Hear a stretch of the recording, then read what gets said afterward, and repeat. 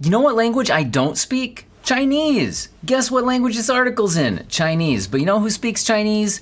Google. At least, sort of. So what am I at here? Well, I'll put a link to this in my video description, but this is a review of the Steam Deck. Well, the dev kit of the Steam Deck. So to be clear, the actual final version of the Steam Deck could perform different than this, and I would say probably better as the operating system and software and drivers mature. So that's what this is. Apparently they have a hands-on here. Now, to be honest here, I'm gonna say I don't know anything about this source. This is in Chinese, I'm not familiar with this at all. So I should say, maybe this is all totally fake.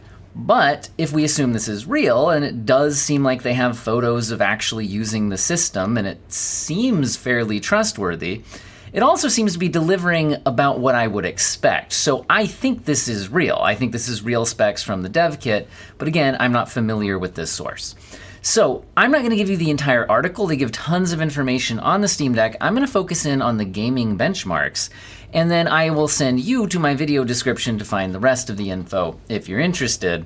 Again, because I feel like if I just read through the entire article, that's just stealing the content. But I do want to give my thoughts on the performance of the Steam Deck. So anyway, game experience. So they're just reminding you that this is an AMD Zen 2 chip with an RDNA 2 APU inside of this thing. So that's a 4-core, 8-thread CPU, and the GPU has 8 computing units. So this is not some mind-blowingly powerful system, but as an APU, as an integrated chip, getting the RDNA 2 architecture in there does mean this is more powerful than what we have seen before, or at least we're hoping it is. Here's some benchmarks, right? So also note that they're only trying to run the games at native resolution, which is 800p. And on a small screen, that should look pretty good. And by the way, when I read through the article, they did say they felt like it looks good despite what we would consider low resolution for a full computer monitor. Now, the first game they took a look at was Tomb Raider Shadow. Again, this is Shadow of the Tomb Raider. We're dealing with Google Translate here. And they said that if they use high quality preset, they're getting an average of 36 frames on the benchmark. Now, Valve did say, I think that they were targeting 30 frames per second on AAA newer games, but here's the cool thing. They lowered the image quality to some custom settings, it looks like. Now again, I don't speak Chinese, but you could probably, if you really wanted to, pull up the English version of this, or maybe some of you know Chinese in the comment section, and actually dial in exactly more what types of settings they were using here. But at these lowered settings, but still the native resolution, they were getting more than 60 frames. That's pretty cool, right? There's a screenshot of it running at 65 frames per second on that scene. They say that they can't feel any stutter, and using the highest image quality to play the game. So even when they're using the highest image quality, where it's getting about, 36 frames per second, so it actually felt pretty smooth to use. And then obviously you could then dial down the quality if you're looking for that 60 frames per second experience. How about Doom? So we have Doom here, and it looks like if they went with the high, well, let's see. So the medium quality, they're able to get around 60 frames per second at medium. Okay, so medium settings on Doom Eternal. I'm assuming this is Doom Eternal, right? That looks like Doom Eternal, not Doom 2016. Pretty sure that's Doom Eternal, although they are just saying Doom. So maybe that's Doom 2016. Can you guys recognize the screenshots better than I do? To be sure, let me know in the comments.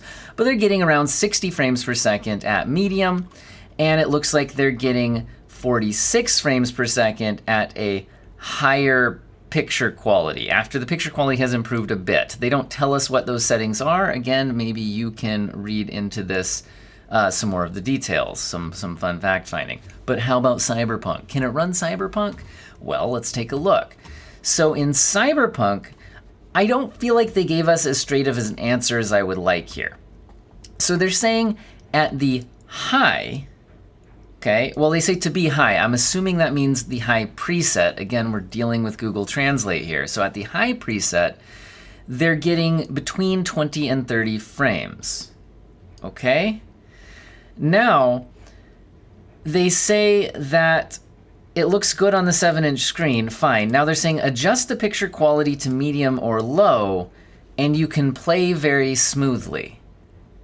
I hate that they're not giving us a frame rate number for the medium and or low presets, but that's what we've got. Now we got one more game coming up for you, which is, well, they're doing some temperature readings, so if you're interested in the temperatures, again, I don't want to steal all of their content here, just the gaming benchmarks. I'll steal a little bit, and then I'll give my thoughts. I'm adding value, Google. Don't say I'm a YouTube algorithm just stealing it. Anyway, so this is now Dota 2. Now they tell us that in the hero selection screen it's 140 frames per second, but that's the hero selection screen, so who the heck cares? So if you keep on reading, they eventually get around to when you're actually playing the game, okay? At the highest image quality preset in Dota 2, they're getting about 47. And the number of games frames in the low image quality can reach about 80 frames. Okay, so if you are willing to play at low settings on Dota 2, you can get 80 frames. Okay, now for some of my thoughts. I think this is fantastic. Honestly, if you can play Cyberpunk at 20 to 30 frames per second on what seems like the high preset, if this is translated correctly, that's actually really impressive to me for this hardware. Cyberpunk is really demanding. And even some games that have come out after Cyberpunk haven't been as demanding as Cyberpunk. So I think that's a good sign that this handheld can handle at least 30 frames per second at reasonable settings in not just current AAA games, but future AAA games for at least the next couple of years until there's probably gonna be a refresh for this thing. Overall, I'm really excited about the Steam Deck. I wish I had managed to pre-order one. I didn't, and like you guys, you're a YouTuber. My channel's not big enough for them to send me free stuff like Steam Decks. Although, hey Valve, if you're watching, send me a free Steam Deck. You know. Anyway, so I think this is really cool. I think this is more than enough performance for this to be a phenomenally successful device. And I mean, we already know the pre-order sold out, but I mean, considering that a lot of people just be using this as an emulator, this is also a great sign that it's not being held back by the fact that it's not running Windows, right? So Linux gaming has come a long way. Now, I'm not an expert on Linux gaming. There's other channels out there, but it looks like the Linux experience here is great. I read a little bit further here, and they said that overall, they didn't have any crashing issues other than one time in Cyberpunk. And the game itself crashed, not the whole system locking up. So it looks like even in this early stage with the dev kit, performance is good, and I would assume will get better, again, as time goes on and drivers and the final software gets better. And we've seen articles saying that a lot of the anti-cheat systems in popular games have been adapted to work on Linux, so that shouldn't be an issue in a lot of titles. I'm excited. I'm gonna quit rambling on. Let me know what you guys think. Do you guys do you have this pre-ordered? Do you want that? And thank you to my sponsors, the people who click the join button. Click that join button and you can help me buy games and the PC hardware and things like that to test. And a huge thank you to these beautiful people up here. Have an excellent day.